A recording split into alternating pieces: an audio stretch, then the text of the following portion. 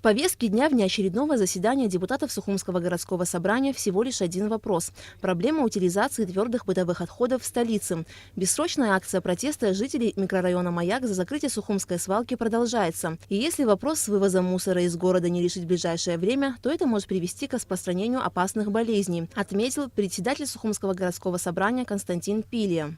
Скапливать мусор в городе, скапливать на территории спецавтохозяйства наших предприятий, скапливать других городских, муниципальных, чтобы жителям как-то дать возможность тут обойти этот весь мусор.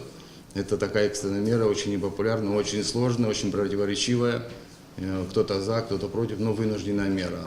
Эта мера долго продолжаться не может, еще день-два, наверное, и потом мы подойдем к какому-то реальному санитарному коллапсу. Мусорная свалка на Маяке будет закрыта 30 ноября текущего года, а до этого в Гулырбском районе должен быть построен и введен в эксплуатацию полигон для захоронения твердых бытовых отходов с предварительным разделением по фракциям. Однако жители Маяка продолжают свою бессрочную акцию. По словам главы столичной администрации Адгура Харази, который принял участие в заседании городского собрания, действия жителей Маяка являются противозаконными. Я веду интенсивные переговоры сейчас с несколькими районами одновременно. И посмотрим. Я думаю, что я смогу решить этот вопрос. Но другое дело,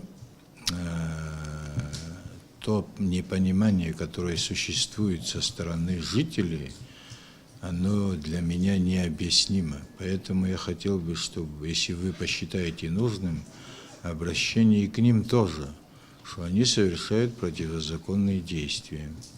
Что таким путем нельзя решать вопросы. Закрывать дорогу, мешать передвижению транспорта или предприятий – это недопустимо по закону.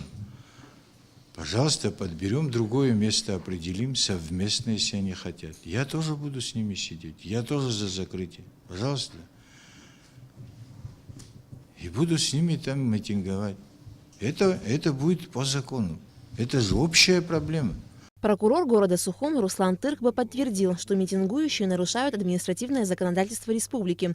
Если жители Маяка не прекратят акцию, то прокуратура города и правоохранительные органы вынуждены будут принять соответствующие меры. Мы сами выезжали туда, разговаривали с людьми, объясняли им, как говорится, своими мерами прокурорского реагирования. Мы пытались предостеречь их от таких действий. Более того, мы им предлагали напротив обратиться и к нам в прокуратуру с тем, чтобы, как говорится, мы со своей стороны стали наоборот помощниками. И такого обращения к нам пока что не поступило. Из этого все следует, что на сегодняшний день ситуация заходит туда, когда и прокуратура совместно с другими правоохранительными органами будет принимать решения, потому что действия на сегодняшний день этих групп и людей, они незаконны.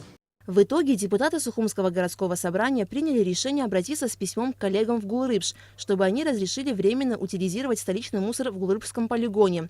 Кроме того, депутаты горсобрания намерены обратиться в кабинет министров с просьбой ускорить решение вопроса со строительством нового полигона.